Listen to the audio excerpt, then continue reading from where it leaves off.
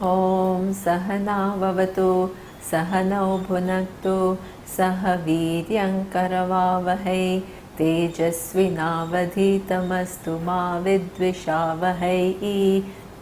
Om Shanti Shanti Shanti.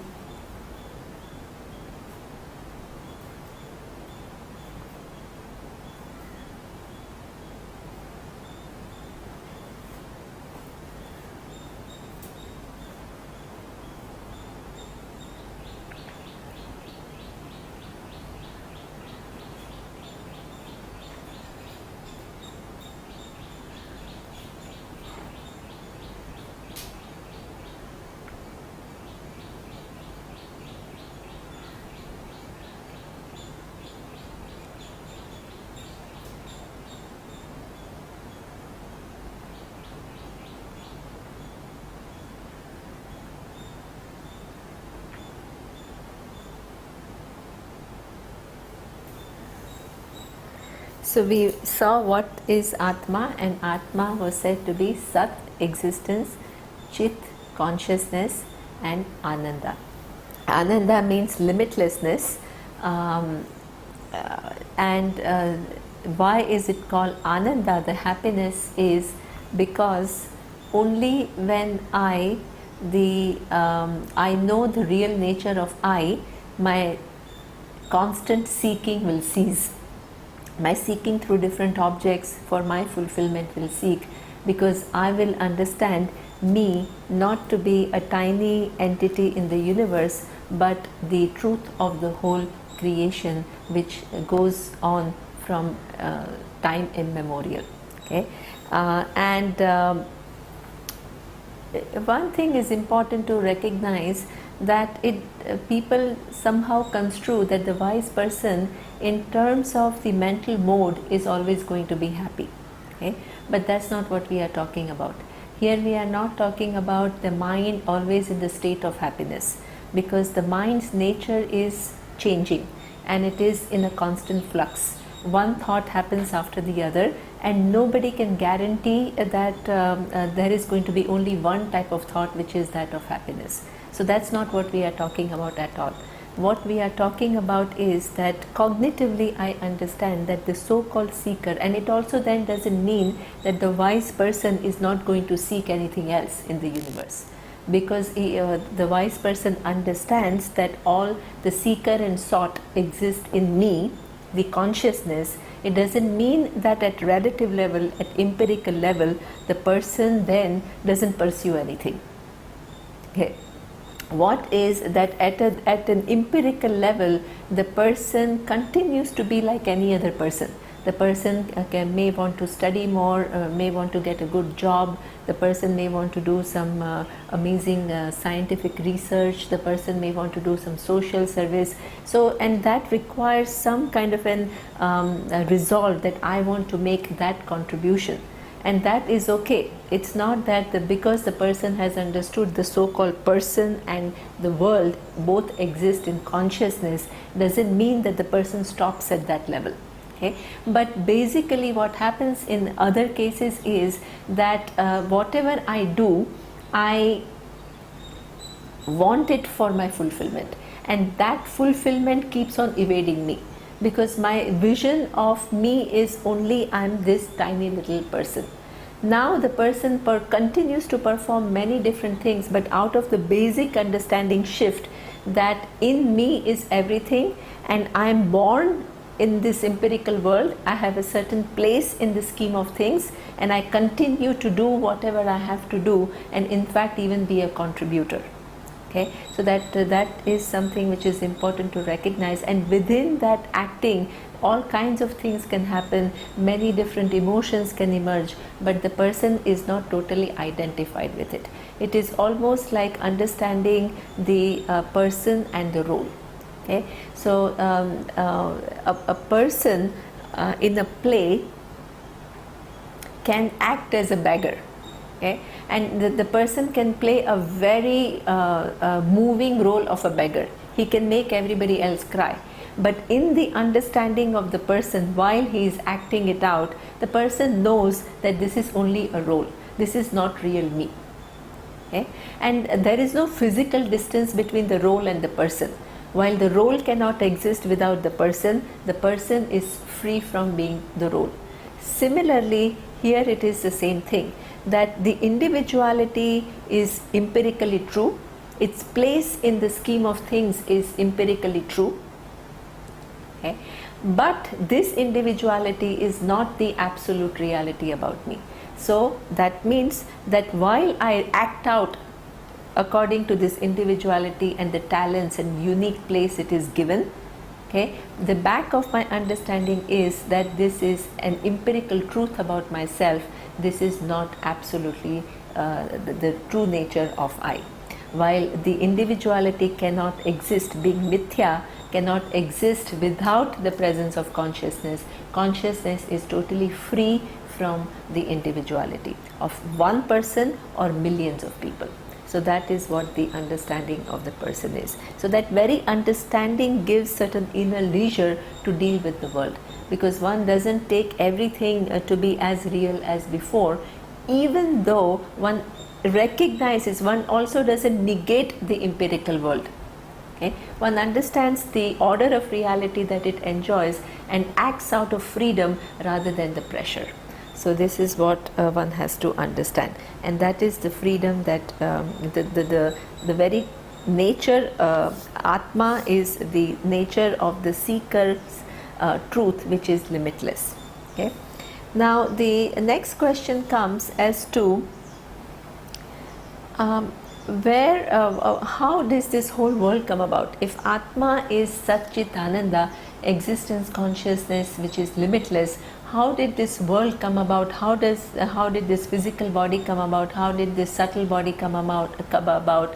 How is all the different objects which exist in the world where I can engage? How did it all come about is something which still needs to be answered. So that is going to be the next topic. Okay. So here it says, Atra Chaturvimshati Tattva Utpatti Prakaram Vakshamaha. Now after describing what is the nature of Atma, it says that now they will explain the origin of the 24 essential principles that actually creates the universe. Okay. Now if the existence, consciousness and limitlessness is the truth, then how did the world come about? If everything depends upon it, how did it come about? So there is that without, because our understanding, as we saw, that Atma actually does not undergo any change to become the world. Okay? There is no real change, because if there was a real change, you will not find existence, consciousness which is limitless now. Okay? So for example, if the milk, because of a certain process, becomes curd, yogurt, then in the yogurt you don't find milk anymore. Okay? But as we see the universe, when we examine any given thing, we find the presence of existence, not as an object but as something which is self-evident. When we examine the nature of any object in the universe, we find the presence of consciousness, which is not a given object in the universe but as the very truth of the universe. So that means it is there, still there. So before the manifestation of the universe, which is in different names and forms, okay, that existence and consciousness was there. And even when when the manifestation is on, the creation is there, that existence and consciousness is very much present, exactly as it was before the manifestation.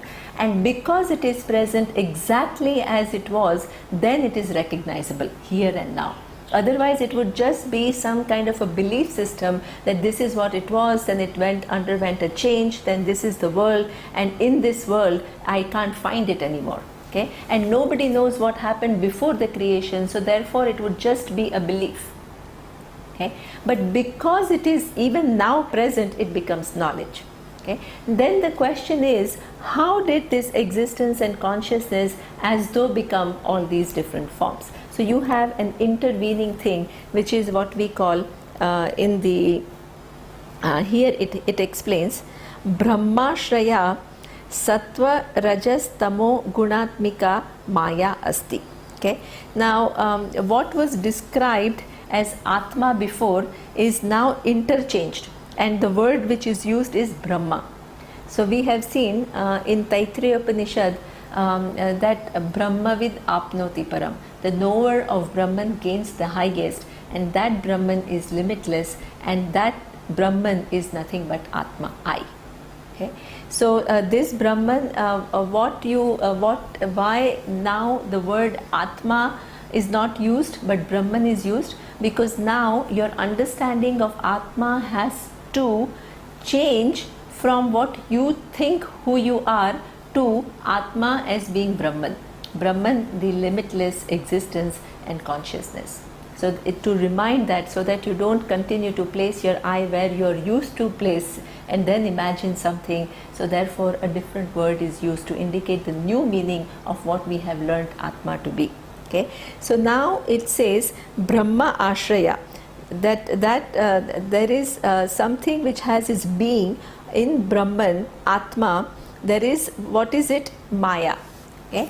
So Maya Asti. So there is this intervening factor called Maya.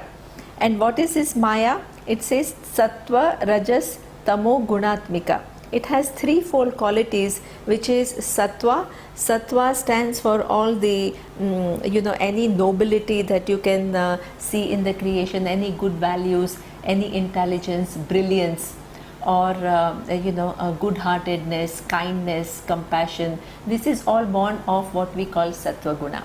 Rajoguna is something which accounts for the drive that we all have, a drive to act, ambition, okay, or getting things done, having that strength to get things done. So that is what we call Raja. And Tamo is, Tamas is, there is this a guna where there is a laxity, there is laziness, there is a lack of effort, there is just staying at a status quo level, not striving. So this is what we call, or sometimes taking to adharma, doing things which are harmful to others, or cheating others, or any crime that we perform. So all that comes within what we call tamo guna. So there is sattva, rajas and tamo guna, and that is what we call, that is a maya. That is an intervening factor. But one thing is important to understand, what is this intervening factor? Okay. Now this intervening factor is actually nothing but all knowledge. Okay. So from the consciousness, which itself is not all knowledge as such, there is an intervening factor which is what we call all knowledge. And that all knowledge, it says Brahma Ashraya. It is not a parallel reality. It depends upon consciousness. Consciousness as though becomes all knowledge. Okay. How do we understand that? That I, who am completely free from being the dreamer, dream world, with reference to the dream world that I create, I become the all-knowing entity which creates the dream world. Okay? So with reference to the dream world, I am the knower of the dream, and out of my knowledge I create this dream. Okay? But if you look at my essential nature, I am not the creator of the dream, because the dream goes away and I am very much present. And the creator, the status of the creator of the dream does not remain at all with me, stuck to me. Because next day I create a totally different dream. The characteristics of the previous dream don't stick to me anywhere. Okay? Or the characteristic of the waking doesn't stick to me anywhere. So therefore, this particular status of all knowledge is with reference to the creation. From the standpoint of myself, I am totally free from even the knowledge, but that all knowledge depends upon me. So that means, what is the order of reality of all knowledge? Like everything else in this universe, it also has a dependent reality. Okay. So for example, we have seen here that atoms and particles depend upon what? All knowledge from which they come about, and then through which they organize themselves to become the world. Okay, but that all knowledge itself is not independently existing. It depends, it requires consciousness for its existence. So that means this all knowledge is almost like an in-between which makes possible this whole creation, from which all these, there is one aspect which is all knowledge, and the other aspect is the capacity. So not only there is all knowledge with which to create time, space and every different objects within time and space, but also it has the capacity to then manifest in form of all these different things simultaneously. Okay? So this is what, when we talk about Big Bang, so that is exactly that. It's not a linear or a chronological beginning. Everything just kind of a time space framework and all the objects just came about, and we agree that it is true, but nobody knows what happens before the Big Bang. We don't say that the thing is non-existent. We say that there is this all knowledge and all power which is in an unmanifest form. Okay? And from the unmanifest it becomes manifest. How does it become manifest? Through its own knowledge of what is time, what is space, how every object is organizing, how it has to be organized to make the interaction possible. How is the placement of the sun, the placement of the galaxies, the placement, the different forces which keep the whole creation going, the certain laws, everything is there as part of the knowledge. Okay? So this is what we say is Maya Shakti. The Maya can be looked upon as this all knowledge and all capacity in an unmanifest form, but with reference to the creation, when the creation actually comes about, the same all knowledge and all capacity is what we call the cause of the creation, which is what we call Ishvara. Okay? So for example, before you become the father is a relational term. So you only have to have a child in order to be a father. But before the child is born, you are very much there. Okay, so that means that you are a potential father. You are not real father. So here all knowledge and all power is there in a potential form before the manifestation of the universe. You can't call it a creator because the creation is yet to come about. Okay, but when the creation comes as a manifestation, then you call the same all knowledge and all capacity the cause of the creation, and you have a different name. Okay, so you have a name called Ishvara. So one is with reference to the unmanifest, the same all knowledge and all capacity. When the creation is unmanifest, we call it Maya, and when there is a manifest creation, we call it the cause of the universe, which is Ishvara. Okay, but it is one and the same. Now here it is said to be Sattva, Rajas and Tamas Gunatmika. In that Maya, there is not only a potential to create different objects, but also different characters, different people. And all these people have different characteristics. Okay? So therefore, how do you account for somebody being a brilliant scientist, somebody being just somebody who's very oriented towards creating a successful business and earning a lot of money? Somebody is a politician and who wants to rule the country. Somebody wants to just settle for doing a simple job. So that means you have all kinds of people in the creation. All the differences exist. And this is due to, in that knowledge and the capacity, there are these the possibility of manifesting in these three different gunas. Okay? Sattva, Rajas and Tamas. Now each one of us has Sattva, Rajas and Tamas. There is no person who doesn't have any of the three, but you find predominance of one over the other. So you find people who are predominantly a sattvic person, who are engaged in research, who are engaged in higher thinking, who are engaged in looking through things or paying attention to one's growth, developing certain qualities of helping others and making a contribution. So this is what we call predominantly a sattvic person. Okay. Then you have a predominantly a rajasic, but then that same sattvic person also, in order to accomplish things, must have rajas, because even in order to do a lot of research or to persist, you have to have a certain ambition, you have to have some hard work. This is all result of rajas. Okay. And even the brightest people, there are moments that the person just wants to relax and doesn't want to think about anything. So there is tamas also, or the person goes to sleep, the person is not totally lucid at a given point in time. So even though the person is predominantly sattvic, you have the other two following it. Okay. Then you have there is a possibility of having a rajas as a predominance, that your ambition is something which drives you, which either wants to, the ambition is something which can take you two ways. Okay. One is it can make you somebody who can become a huge leader and who can actually transform things. We have had leaders like Nelson Mandela, or people who have really made a very, very big difference. Mahatma Gandhi, they have changed the very course of a nation. Okay. Or they have made such a contribution towards humanity, they have made huge changes. Okay.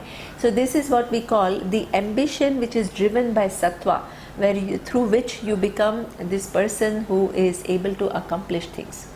Okay. Or you have your ambition which is only guided by, so that means there is rajas which is predominant, then there is sattva which is following that, and then there is of course tamas. There are times the person is just wants to take a break.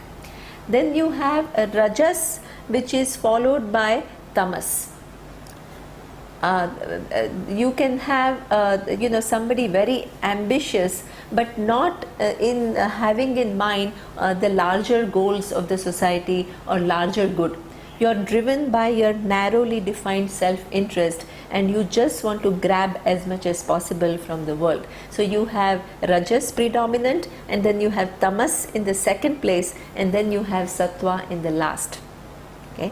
And finally you can have tamas predominant, somebody who just doesn't want to stretch one's brain very much, just do the minimum possible, just fulfill the basic necessities of life and being content, engage in some very simple pleasures of life. So that is what we call tamas predominant. Then that person also at times wants to engage in the world to do something. So that is second is rajas, and the third is tamas. So there are only 4 combinations possible. We say that from rajas you cannot, from rajas you can have both second as tamas or sattva, but if sattva is predominant, you cannot have tamas as a second place. Okay. Or if tamas is predominant, you can't have sattva as a second place. Okay. So this is how there are 4 divisions, and that is how people say if there is Ishvara, this is something which is very important. Okay. People ask this question all the time. If there is a cause of the creation, okay, and generally we attribute all the positive things to the cause of the creation. We attribute positive qualities, such as all compassion, all love. Okay. So then if that is our understanding of what is the nature of the cause of the universe, one entity which has all the positive attributes, then you can have the question, if the person has all the power and is so compassionate, why is there so much misery in the universe? Why there are wars, why there is violence, why there are criminals, why is all this? Okay, because the all knowledge could have done things totally differently. Okay, so here we have to recognize that we are not attributing any qualities to this all knowledge and all capacity. Okay, it is all knowledge and all capacity which organizes the atoms and particles, which do not have any qualities as such, but over the organization, over a certain point it gets a complexity and it is able to manifest certain emotions, such as cruelty, such as jealousy, anger, happiness, all of that. Okay, all that is a possibility within it, but itself is free from any either positive or negative quality. So this is why, even though here it is said that Maya has the threefold gunas, one has to be very, very careful. Okay, one cannot attribute these gunas, the qualities, to Maya directly. Maya is nothing but all knowledge and all power. It has no intrinsic quality. But with reference to the universe that you see, you find all these different qualities. And where do these qualities come? They come because they are there in unmanifest form. Okay? And that is what we call sattva, rajas and tamas, which are in unmanifest form. But why do they come? They come because not that these all knowledge and all capacity has these three qualities, but the world is organized in a way that there are some entities in the universe who have a free will to act. Okay? And out of that free will, along with the free will, the understanding of what is right and what is wrong is also given. But if we guide our choices by the inner pressures that we have rather than what is right and what is wrong, then there are consequences. Okay? So that means that if I have done something to hurt somebody, I cannot get away from the consequence of that action. So that means that at some time in the future, whether in this lifetime or in the other lifetime, there will be something which will produce some discomfort, some pain to me, because I have inflicted pain on somebody. Okay? So therefore, this particular attribute which will make me, suffer a pain is, through certain gunas. Okay, I'll have physical pain, or I'll have a mental headache, or I'll have a mental non-clarity. It can manifest in form of, how does it manifest? In form of these different gunas. Or if I have done something which is brilliant and helping, so I'm born with a mind which is brilliant. Okay? So that means that I'm experiencing the good actions that I have done through the kind of mind that I am endowed with. What kind of a mind? Sattvic mind. So that means that all these sattva, rajas, tamas guna with which one is born, that is a result of the actions that we have performed. And the all knowledge and all capacity inherently is free from any of that. It gives us that capacity to express ourselves and perform actions, and then connects us to different results depending upon the actions that we have chosen. Itself is totally free. It doesn't have any intention. It doesn't want you to do something or not to do something. The job of that all knowledge is to give you that free will and give you the knowledge of what is right and what is wrong. Okay? So that's why one has to be careful in saying that these three gunas are a result of our own actions. They are not the inherent attribute of Maya. Maya is only all knowledge and all power. So from this all knowledge and all power, which is in the unmanifest form, then the manifestation comes about. So it says, Tata Akashaha Sambhutaha. From that Maya, there is the manifestation of Akasha. So Akasha is space. Akasha is the most subtle element in this universe. It is almost like, it is not of course totally like consciousness, but it is almost like consciousness in the sense that it is almost attribute free. It accommodates everything.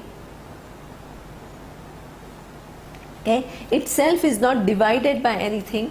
It doesn't take on, if there is an air pollution, the space doesn't get polluted. The pollution belongs to air. It's actually untouched. The space is untouched. Even when there is a lot of filth, the filth belongs to a certain, the space is untouched by that. Okay? So in fact the closest representation of this existence, consciousness in the manifest Jagat is Akasha, the space. Okay? But Akasha is the product of this consciousness through what we call this Maya, which is all knowledge and all power, which has the capacity to manifest in form of the universe. Okay? Then it says Akashat Vayuhu.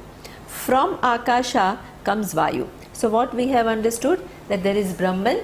From Brahman there is this intervening factor called Maya, which is all knowledge and all power. Okay, which as though has these three gunas, sattva, rajas and tamas, and then from there comes the Akasha. So all knowledge, then it begins to manifest, it has the capacity to manifest. The first manifestation is Akasha. But this first manifestation then doesn't mean that it is chronological. It is almost like a big bang, but certain cause-effect relationship is shown. Okay.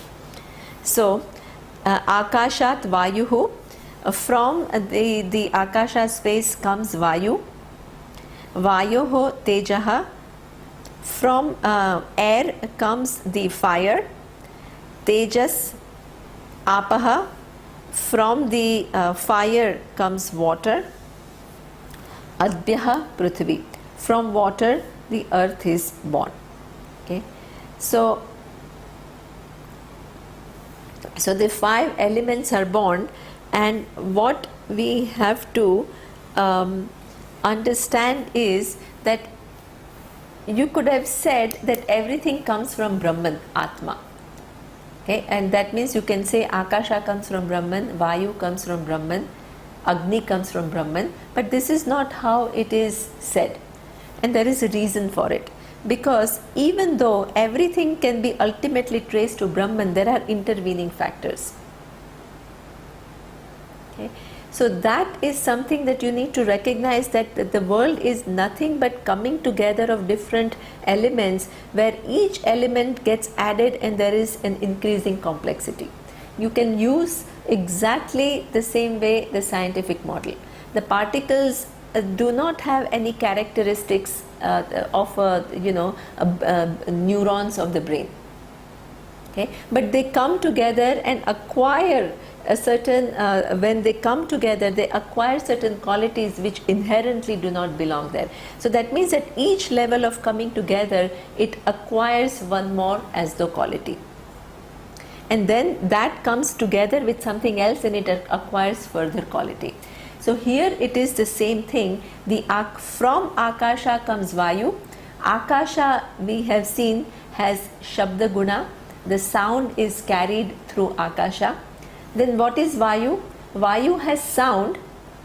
At the same time, it has one more function, which is that of touch. Okay. Then from Vayu is the Agni. So Agni, the fire, has sound.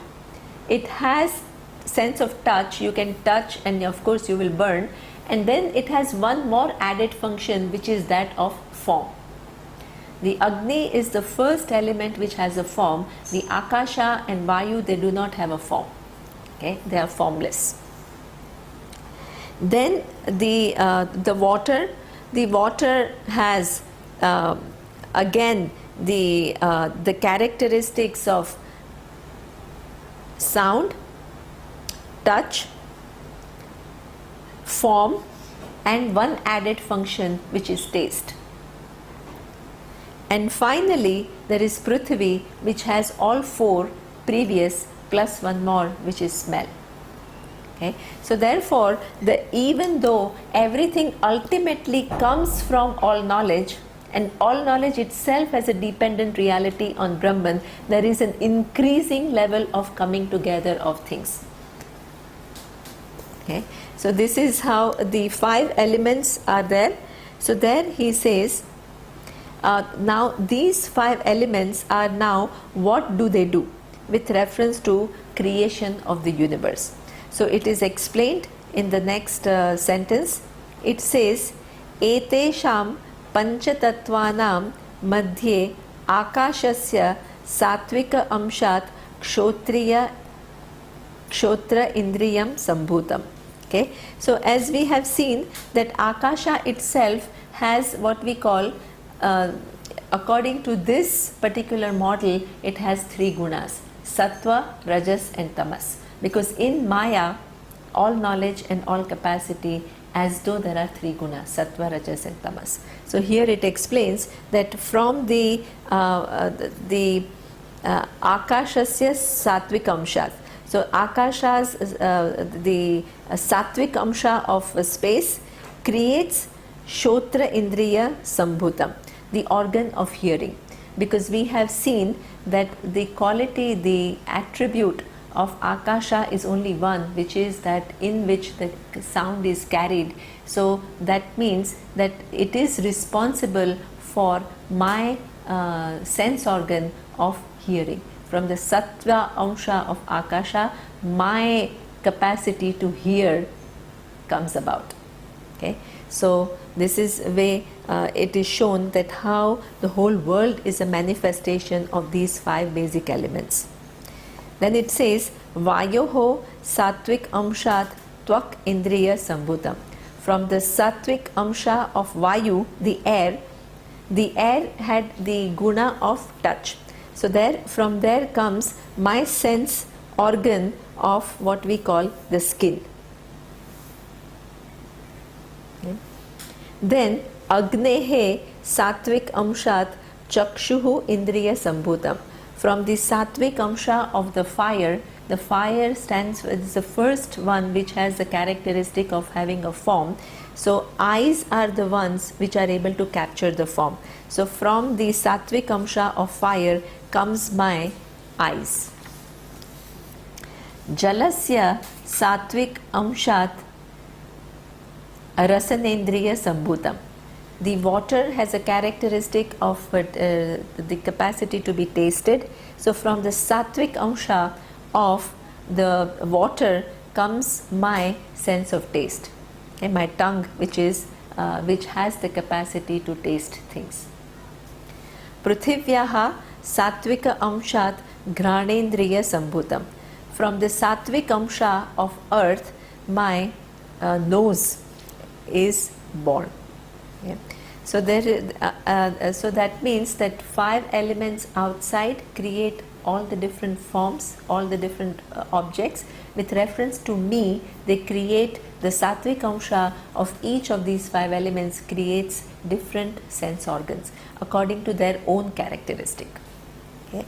Now, Etesham Panchatattvanam Samashti Satvika Amshat Mano Buddhi Ahankara Chitta Antakarnani Sambhutani. Okay. From the Satvik Amsha of all five together. Okay. And what is created is what he says Antakarana. Antakarana is what we call the inner faculty. The inner faculty which includes mind, buddhi, chittam and ahankara. So what are these four? Here they are explained. Okay, they were not explained. This is why Tattva Bodha chooses that this mano buddhi, it could have explained that in the Sukshma Sharira part, it could have explained that in the Manomaya Kosha or Vijnanamaya Kosha, but it chooses to explain it here. So it chooses a given place to explain different things. Okay, so here he describes. So from the Satvik Amsha of these five elements coming together, the entire inner faculty is born. So that includes mind. So what is mind? It is explained as Sankalpa Vikalpatmakam Manaha. So the decision and doubt are the nature of mind. In fact, it's not it's receiving the data and then creating a doubt. Okay, that is the Sankalpa Vikalpa. Is this? Or should I do this or should I do that? Is it this or is it that? Okay, so that possibilities, the number of possibilities, that thinking about different possibilities, this is something which is unique to human mind. You know, do I do this or do I do that? Okay, and this is why most of us if you ask the growing children, what do you want to do? Well, I either do this or I do that. So there is this always this doubt about what one has to do, how one has to live, who does one have to marry, all that. There is like a doubt, and this is what we call a mode of mind, which is that of sankalpa and vikalpa. As I have said, in other places the mind also refers to the place where there are emotions taking place. Okay, so that is what we call mind. Then nishchayatmika buddhihi. So the decision, out of this doubt, at some point you cannot be perpetually in doubt. Okay, you have to make a decision. So you have to say, this is what, okay, I have all these options, and if you're a rational person, then you will look at the pros and cons of each of these options, and then you will decide what is it which is to be done by me. Okay? Or there are some people who are highly intuitive and they go by what they feel. Okay? One is a very rational person who looks at the pros and cons of different options. The other is a highly intuitive person who says, okay, this is what I feel like doing and I'm going to do that. Okay? And that can be a highly evolved intellect. Okay? It is not something which you can be dismissed as, the person is irrational. Sometimes that intuition tells us things when we are in touch with some realities. The intuition is working very, very at its peak, and you pick up many things. You are able to see through many things which otherwise you cannot pick up. Okay? So therefore, you still can make a decision based on your intuition, or you can base it only out of your inner pressure. You can make the decision not based on proper understanding of what is right or wrong, or being in tune with the nature and then picking up what is expected of you, but just out of this pressure, I want this and I'm just going to do it regardless of thinking about the consequences. So there are many ways in which we can use that decision making capacity, but that capacity, that is that cognitive capacity which makes us look into different things and decide. So that is what we call buddhi. Okay. Then there is a third aspect, which is what we call ahankara, ahankarta, ahankritihi. Okay, I am the doer, and this sense, this is the sense that the sense of I. Okay. Now in the English language, if you use the word ego, the ego can be used, I think, in two ways. One is, you have a huge ego. That means you are very proud, that you are conceited. Okay. The second way is a more functional. What we use here as an ego is not that pride or conceit, not in that sense. We use it in the sense of, this sense of individuality that we all feel, that I sense that we all have within, and my whole function of my physical and subtle body. Yeah, when there is a certain emotion, I not only feel the emotion, I say I am sad. That I gets connected to that emotion. Okay. Or when there is 2 + 2, 4, this is not just understanding, I say I understand. So my sense of I gets connected to my cognitive capacity. Okay. So that sense of I is again nothing but a given thought, but that thought continuously identifies with different faculties of the mind, and therefore there is a kind of a one stable entity. It creates a stable entity. There is no stability about it. As we have seen, in between two thoughts there is silence. There is so-called, you are not actively thinking, oh, that I am now silent, or in deep sleep that sense completely goes away. But even though it is not there permanently, it gives you that the whole feeling of that continuity. And you identify so much with that person or the personality, which is getting connected to different faculties of the mind. Okay, and this is what we call ahankara. So this ahankara, the ahankara Now what are we talking about here? That these faculties are born from the sattvic amsha of the 5 elements, that is not I. Okay, and then the fourth function of this inner the instrument that we have been given is what we call chittam, chintana kartru chittam. Okay, that the memory is what we call chittam. So one reason why I also have the sense of continuity is because I remember what happened to me from the time of, I think when we are very young, maybe there are of course some memories some people remember, but in that case is what we call the many impressions that we have gathered also become part of not the conscious memory but unconscious memory.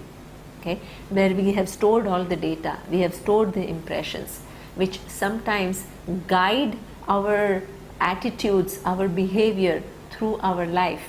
Sometimes knowing, we don't even know about their existence, but they give us a given orientation, they give us a certain perspective to life, and we begin to think that that is the reality, but it is actually as a result of the stored memory and the images and the impressions they create in us.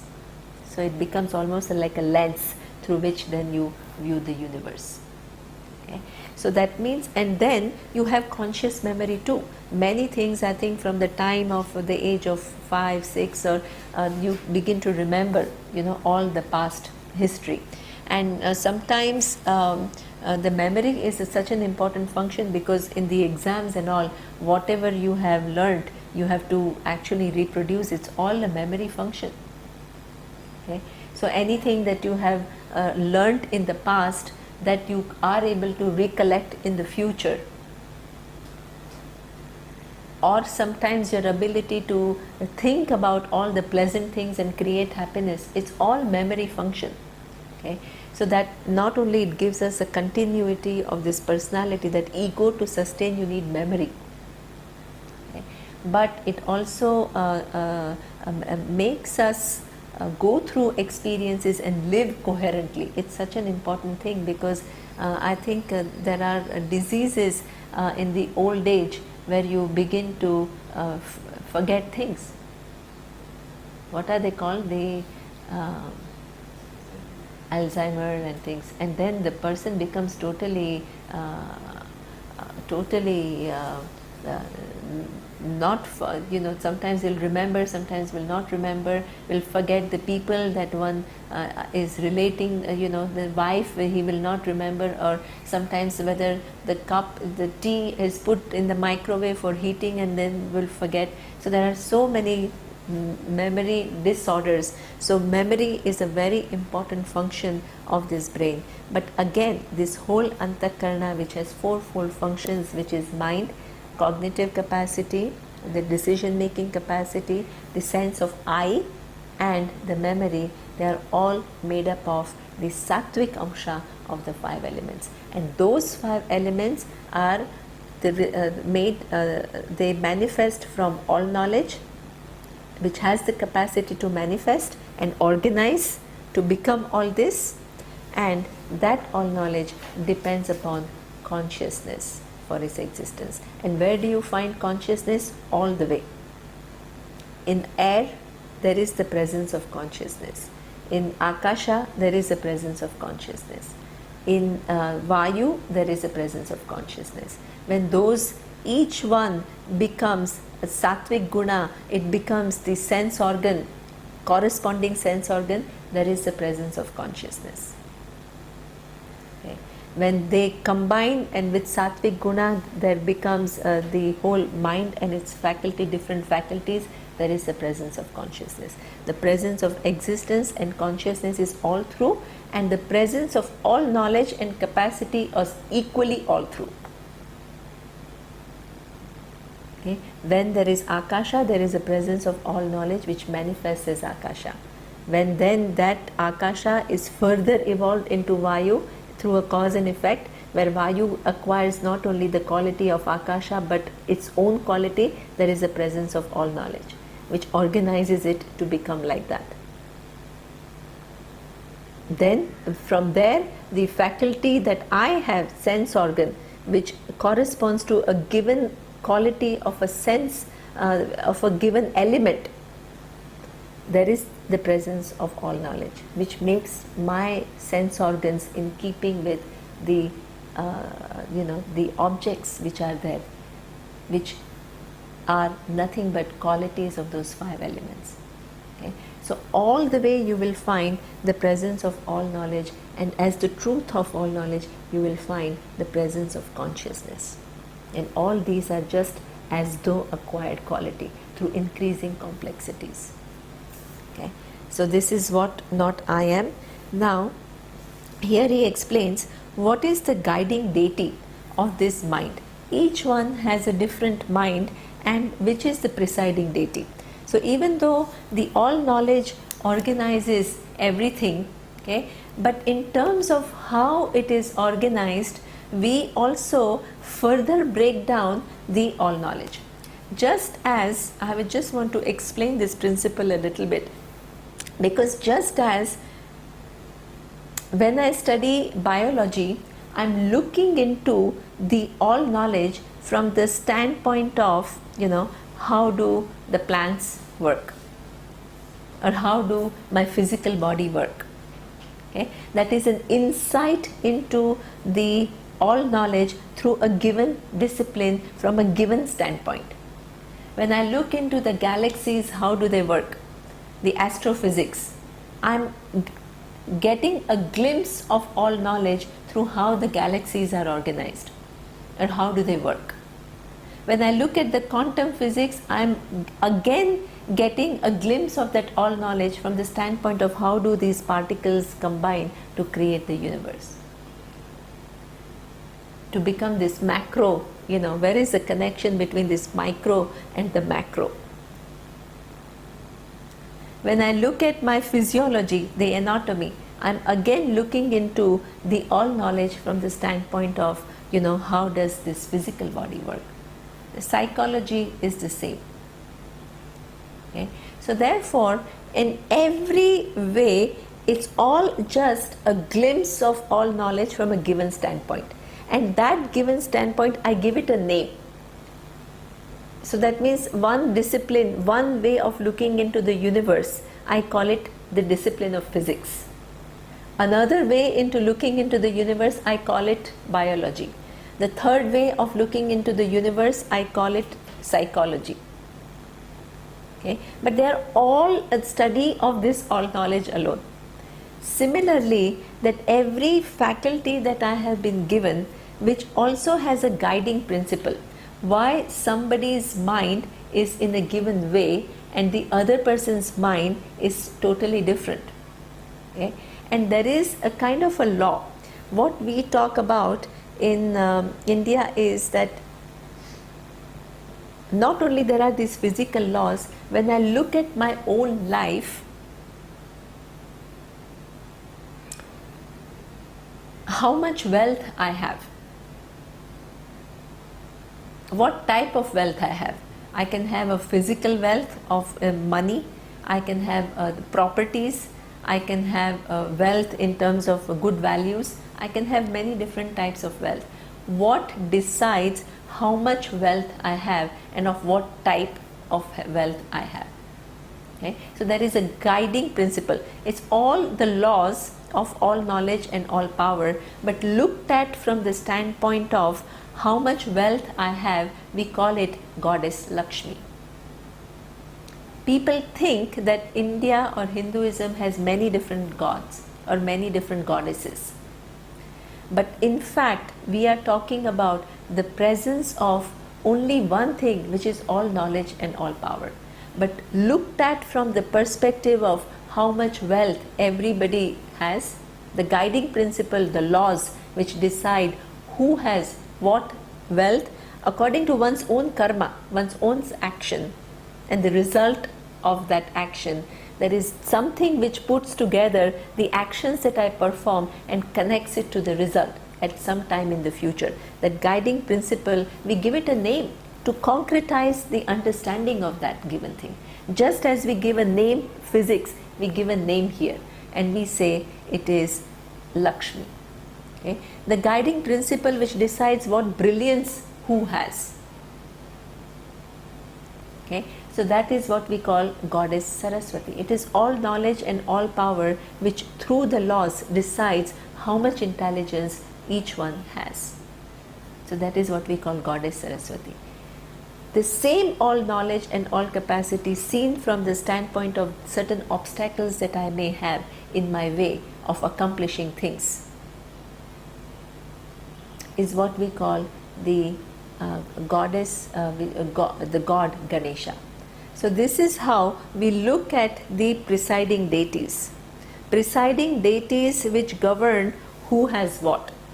Okay? So here in that way, even though all knowledge and all power through its laws governs the whole universe, a given way of looking at what kind of mind each one has, okay, and what decides what kind of mind each one it has. So here he says the presiding deity of mind is Chandrama, the moon. Okay? And the association between the mind and the moon is actually quite well known, because the word lunatic comes from the lune, the moon. Okay? And we all see that with the how do you say that there is a rising moon, waning and waxing moon. Okay?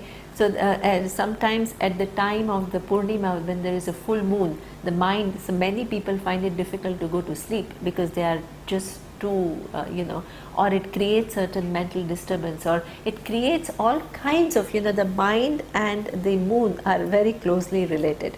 So therefore, in fact, in Indian astrology, there is a way, there is a term, okay, to show that the person may not have a very strong mind, and that is, it says that the moon in the kind of mind the person is going to have is dependent upon the position of the moon in the chart, birth chart of the person. So if the moon is Nicha, the moon is in a place where it is kind of how do you say, debilitated, then the likelihood is that the person will have some mental afflictions or will have some emotional upheavals and things like that. Okay? So therefore here it says the presiding deity of mind is Chandrama. Buddhehe Brahma. The presiding deity of Buddhi is what he says Brahma. Brahma is a place where there is a constant creation. Okay? So the Buddhi is something which is capable of understanding things differently and changing the course. That possibility is always given to the Buddhi. That decision making capacity that nobody can claim, nobody can say that it is, oh, because my whole life has been like that and therefore I am like this. At any given point in time, you can take charge of your life, you can re-understand things and change the course of action. Okay? So that Buddhi can be taught at every point that possibility is given. And this is what we say, the presiding deity of the intellect is Brahma. Constantly new rejuvenation, recreation. Ahankarasya Rudraha. The presiding deity of Ahankara, the sense of I, is what we call Rudra. Now Rudra is something which is a very, it's a Vedic kind of a deity where what do you want? Your sense of I, which belongs to physical body, mind, sense complex, you want it to go. You want to understand your true nature as limitless consciousness. Okay? So the presiding deity, the ego, the small sense of I has to give up its identification as I in order for that understanding to emerge. Okay? So you want, of course you don't want the ahankara to be annihilated or destroyed, but you want to make it functional. You want to understand that it is not the absolute reality, it is what we call the empirical reality. So that sense of I, which you think is the you have to not destroy it physically, but you need to negate its reality. Okay, and only when you negate its reality, then you understand yourself to be this limitless consciousness. So therefore Rudra, which is the deity which destroys things, okay, is the presiding deity of the Ahankara, ego. Chittasya Vasudevaha, the presiding deity of the memory is Vasudevaha. So Vishnu is something which is Vasudevaha. It is, even though things are changing at every point in time in the universe, there is an illusion of stability. Nobody sees all the micro level changes that are taking place. The whole galaxies are moving. Okay? So everything, the whole universe is in a constant flux and we are all moving and all. If that was really what we could see and feel, it would be totally different. If our vision was to see the totality of the universe and how it is all moving and things like that, nobody would be able to do anything. We are given only a limited vision, and within that limited vision a certain stability, because of which we are able to interact and do things. Okay? So this is what we call that Vasudeva. Among constant changes, there is an appearance of stability, and that is exactly what Chittam does. The memory becomes that connecting link which gives me and my individuality a certain stability. Otherwise things are changing. If I did not remember what the next second was, every second will be new. I will not remember who my father is, who my mother is, who my spouse is. Every second I will not know what happened the previous second.